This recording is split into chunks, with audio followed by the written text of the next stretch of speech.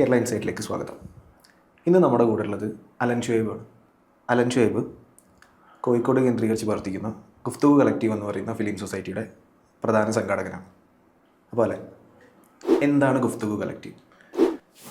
ഗുഫ്തഗു collective എന്ന് പറയുന്നത് Kozhikode base ചെയ്തിട്ടുള്ള ഒരു 10-30 ആളുകളുടെ ഒരു ലൈക്ക് മൈൻഡഡ് ആയിട്ടുള്ള സിനിമ സാമൂഹിക പ്രവർത്തകരുടെ ഒരു കൂട്ടായ്മയാണ് ഗുഫ്തഗു കളക്റ്റീവ് എന്ന് പറയുന്നത്.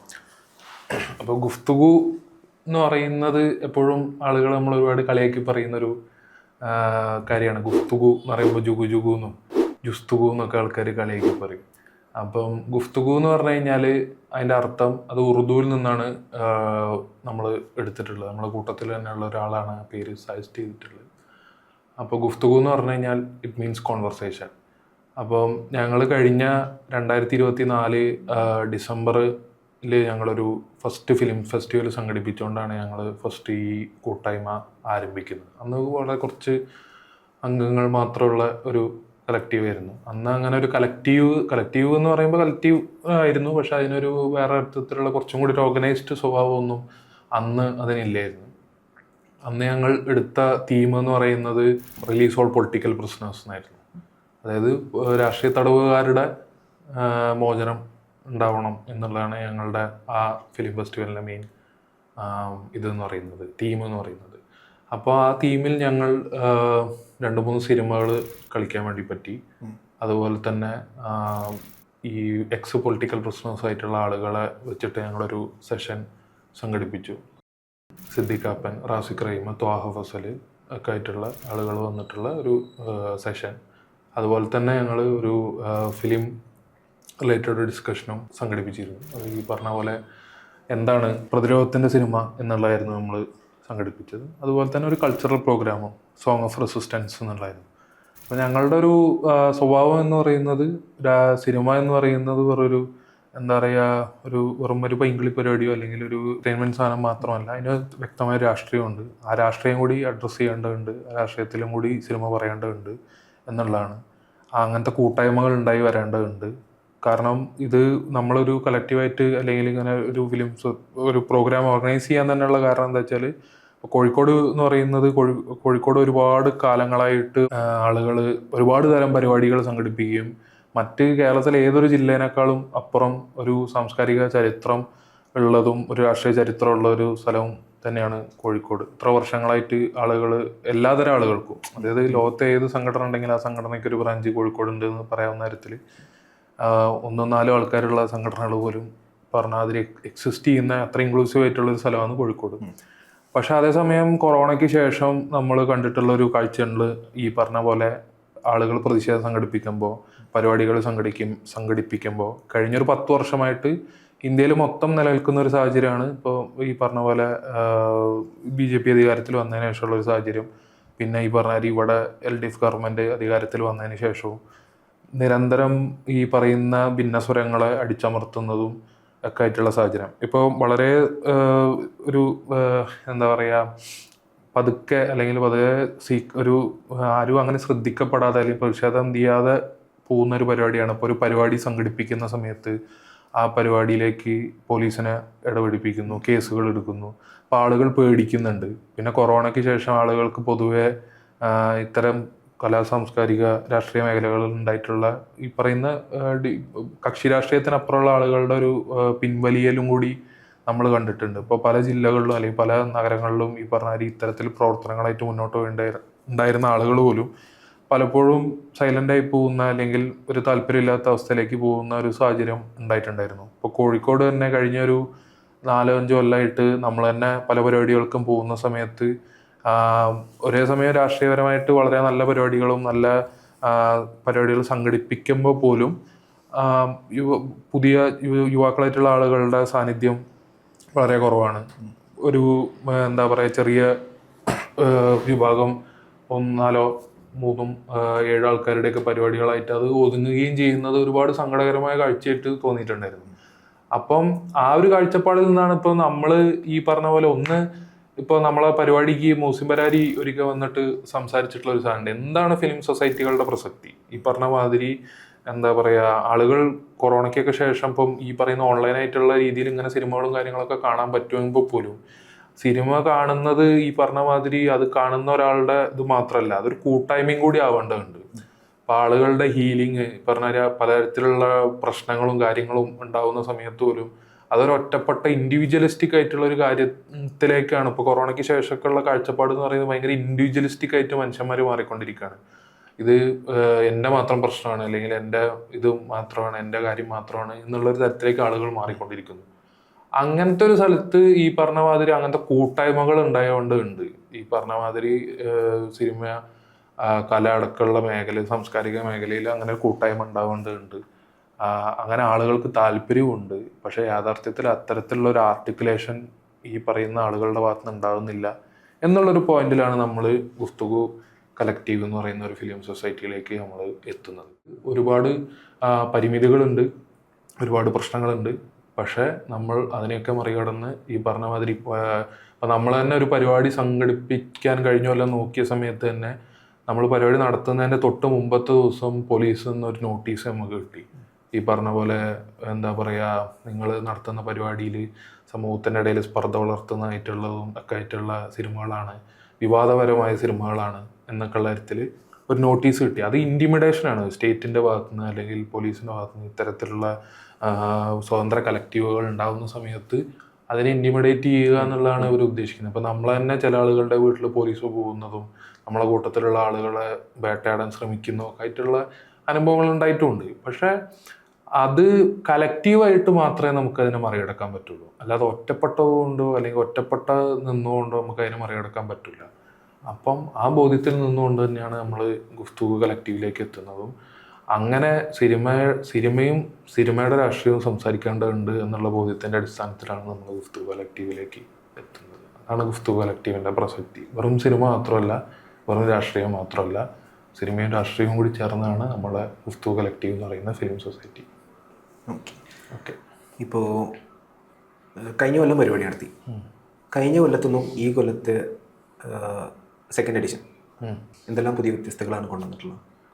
ഇപ്പം കഴിഞ്ഞ കൊല്ലം നമ്മൾ ഫസ്റ്റ് ഫിലിം സൊസൈറ്റിക്ക് ശേഷം പിന്നീട് നമ്മൾ ഒരു ഫിലിം സൊസൈറ്റിയായിട്ട് രജിസ്റ്റർ ചെയ്യണം എന്നുള്ളതും അതിൻ്റെ അടിസ്ഥാനത്തിൽ ഇത് ആളുകളേക്ക് അങ്ങനെ ഒരു കളക്റ്റീവായിട്ട് അതിനെ പ്രസൻറ്റ് ചെയ്യേണ്ടതുണ്ട് എന്നുള്ള അടിസ്ഥാനത്തിൽ നമ്മൾ യുദ്ധം എന്നുള്ള ഒരു തീമിൽ, അല്ലെങ്കിൽ യുദ്ധവുമായി ബന്ധപ്പെട്ട ഒരു ചർച്ചയും ഒരു സിനിമയും പ്രദർശിപ്പിക്കാം എന്നുള്ള തീമിൽ നമ്മൾ കഴിഞ്ഞ ഓഗസ്റ്റിൽ 2025 ഓഗസ്റ്റിൽ നമ്മളൊരു പരിപാടി സംഘടിപ്പിച്ചിട്ടുണ്ടായിരുന്നു. അപ്പോൾ അത് ഉദ്ഘാടനം ചെയ്തത് മോസിം ബരാരിയായിരുന്നു. ആ സമയത്താണ് ഞാൻ ഈ പറഞ്ഞ മാതിരി ഫിലിം സൊസൈറ്റിയുടെ പ്രസക്തിയെ പറ്റിയൊക്കെ പുള്ളി സംസാരിക്കുകയൊക്കെ ചെയ്തത്. അതുപോലെ സഹദേവേട്ടനാണ് അതിലൊരു സിനിമയായിട്ട് ബന്ധപ്പെട്ട ചർച്ചയും കാര്യങ്ങളും, കെ സഹദേവനാണ് അതിൽ ചെയ്തിട്ടുള്ളത്. അപ്പം നമ്മൾ ഈ പറഞ്ഞ മാതിരി കഴിഞ്ഞ പ്രാവശ്യം ഈ പൊളിറ്റിക്കൽ പ്രിസണേഴ്സിനെ പറ്റിയുള്ള ഒരു ഇതാണ് സംഘടിപ്പിച്ചെങ്കിൽ, ഇടയ്ക്ക് നമ്മൾ ഈ രൂപീകരണ സമയത്ത് നമ്മൾ സംഘടിപ്പിച്ച യുദ്ധവുമായി ബന്ധപ്പെട്ട. അപ്പം അങ്ങനെ ഒരു തീം അല്ലെങ്കിൽ അങ്ങനെ ഒരു ചർച്ചയിലേക്ക് നമ്മൾ പോകാനുള്ള കാരണം എന്ന് പറയുന്നത് ഓപ്പറേഷൻ സിന്ദൂർ, അതുപോലെ ഇറാൻ്റെ യുദ്ധം, ഇറാനും ഈ പറഞ്ഞ ഇസ്രായേലും തമ്മിൽ നടന്നിട്ടുള്ളൊരു കോൺഫ്ലിക്റ്റ്, പിന്നെ അതുപോലെ തന്നെ പലസ്തീനിൽ നടന്നുകൊണ്ടിരിക്കുന്ന ഇഷ്യൂസ്, പിന്നെ അതുപോലെ തന്നെ ഈ ഓപ്പറേഷൻ സിന്ദൂറിനെ ക്രിട്ടിസൈസ് ചെയ്തതിൻ്റെ മുകളിൽ അറസ്റ്റ് ചെയ്യപ്പെട്ടിട്ടുള്ള ഞങ്ങളുടെ കളക്റ്റീവിൻ്റെ തന്നെ അംഗമായിട്ടുള്ള റിജാസിൻ്റെ ഇഷ്യൂ ഞങ്ങളുടെ മുമ്പിലുണ്ടായിരുന്നു. അതുപോലെ മറ്റനവധി പേരെയും ഈ പറഞ്ഞ മാതിരി ഇൻറ്റിമിഡേറ്റ് ചെയ്യാനുള്ള ശ്രമങ്ങളും അതുപോലെ ക്രിട്ടിസൈസ് ചെയ്തതിൻ്റെ മുകളിൽ ജോലി പിരിച്ചുവിട്ട അനുഭവങ്ങൾ പല സ്ഥലത്തും ആളുകൾക്ക് ഉണ്ടായിട്ടുണ്ട്.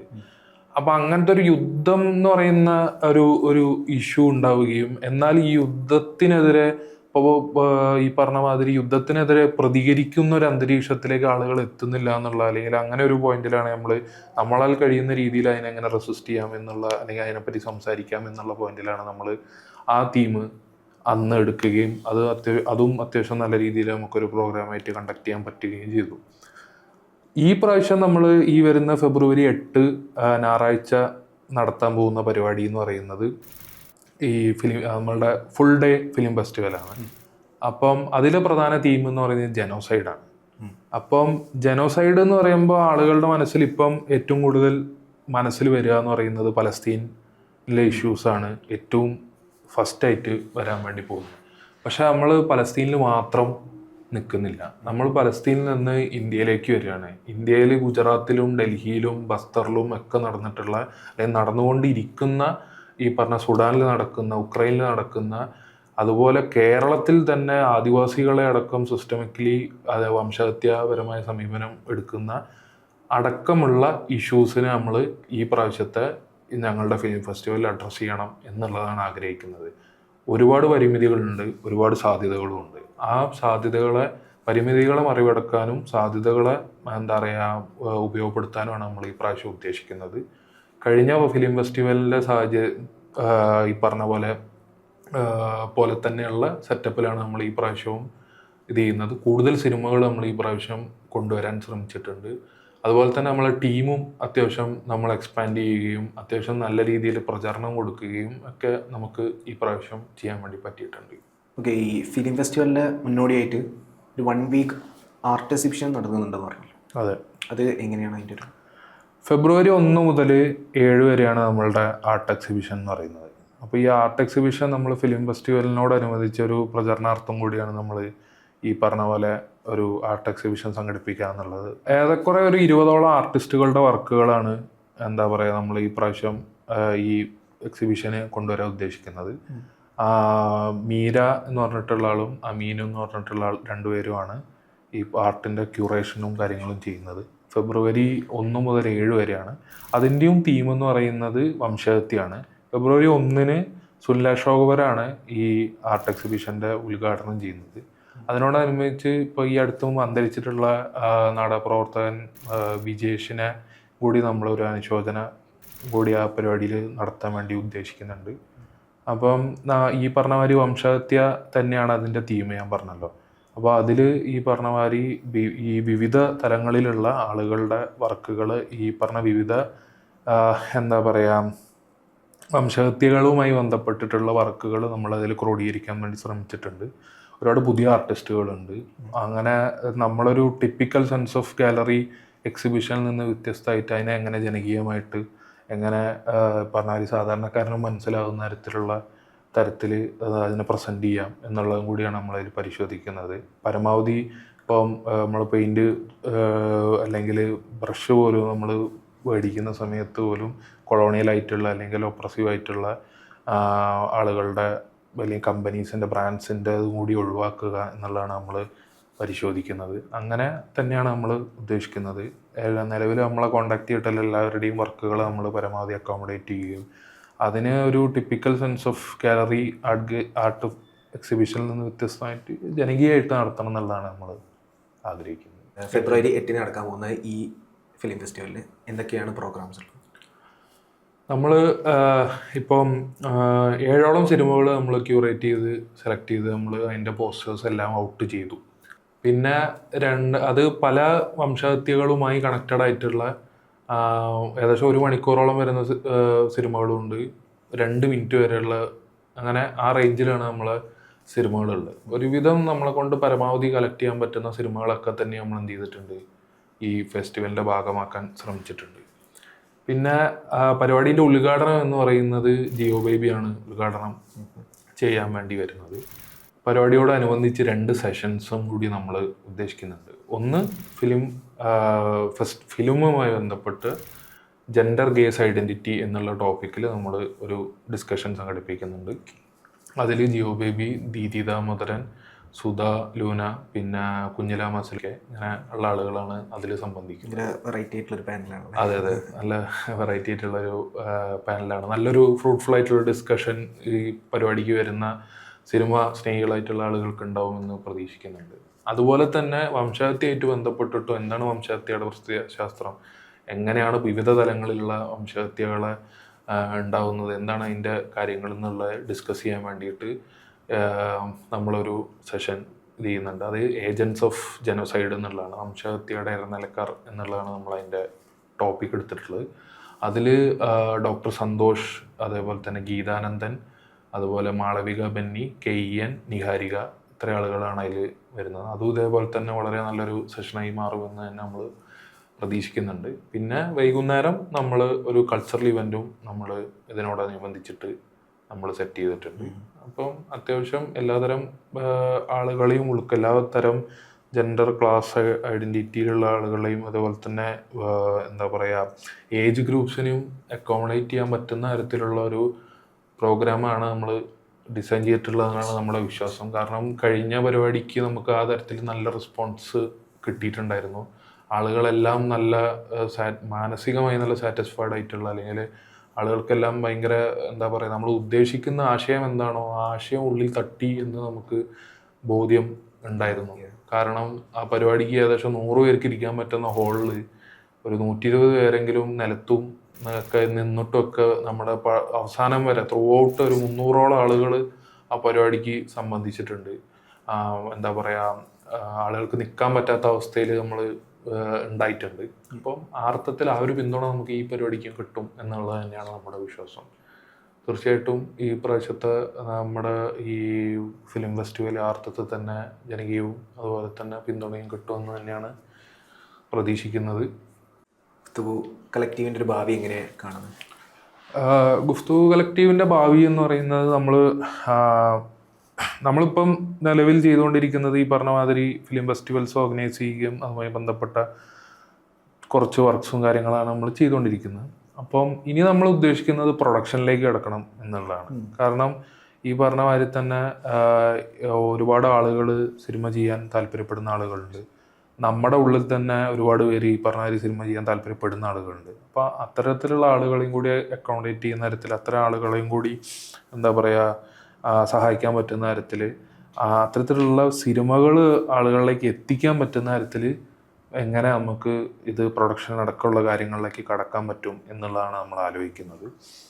അതുപോലെ തന്നെ നമ്മൾ ഈ പറഞ്ഞ മാതിരി അതായത് ഫിലിമിൽ എങ്ങനെ ഈ നേരത്തെ പറഞ്ഞ പോലെ എങ്ങനെ പൊളിറ്റിക്കലായിട്ട് സിനിമയെ സമീപിക്കാൻ പറ്റും, അതെങ്ങനെ ആൾക്കാരിലേക്ക് എത്തിക്കാൻ പറ്റും എന്നുള്ളത് തന്നെയാണ് നമ്മൾ ആലോചിക്കുന്നത്. അത് ഈ പറഞ്ഞ ഒരു ഫിലിം ഫെസ്റ്റിവലുകളിൽ മാത്രം ഒതുങ്ങി നിൽക്കാതെ കൂടുതൽ എന്താ പറയുക പ്രൊഡക്ഷൻ അടക്കമുള്ള കാര്യങ്ങളിലേക്ക് കേന്ദ്രീകരിക്കണം എന്നും കൂടി നമ്മൾ ആഗ്രഹിക്കുന്നുണ്ട്.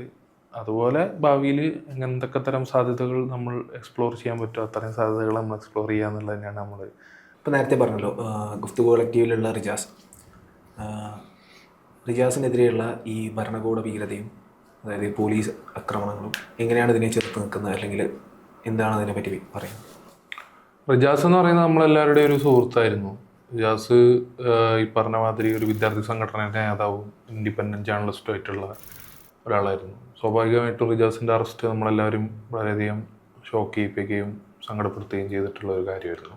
നമ്മുടെ കളക്റ്റീവിനെ സംബന്ധിച്ചിടത്തോളം റിജാസിൻ്റെ കേസുകളുമായി ബന്ധപ്പെട്ട് റിജാസിനെ എങ്ങനെ സഹായിക്കാം എന്നുള്ളത് നമ്മൾ ആലോചിച്ചിട്ടുണ്ടായിരുന്നു. അങ്ങനെ നമ്മൾ സഹായിക്കാൻ പറ്റുന്ന തരത്തിലുള്ള സഹായങ്ങൾ നമ്മൾ ചെയ്തിട്ടുമുണ്ട്.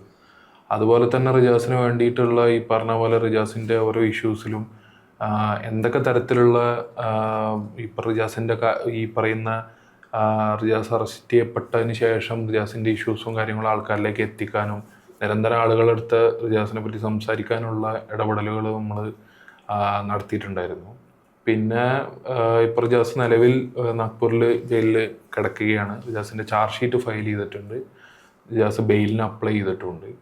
അപ്പം എത്രയും പെട്ടെന്ന് തന്നെ റിജാസ് ഇറങ്ങും എന്നുള്ളത് തന്നെയാണ് നമ്മുടെ വിശ്വാസം. അപ്പം അത്തരത്തിലുള്ള ഈ പറഞ്ഞ ഭരണകൂട ഭീകരതയെ നമ്മൾ എന്താ പറയുക കളക്റ്റീവായിട്ട് തന്നെ എന്താ പറയുക ആളുകളിലേക്ക് എത്തിക്കുക, അതിനെ പ്രതിരോധിക്കുക എന്നുള്ളത് തന്നെയാണ് നമ്മുടെ നയം.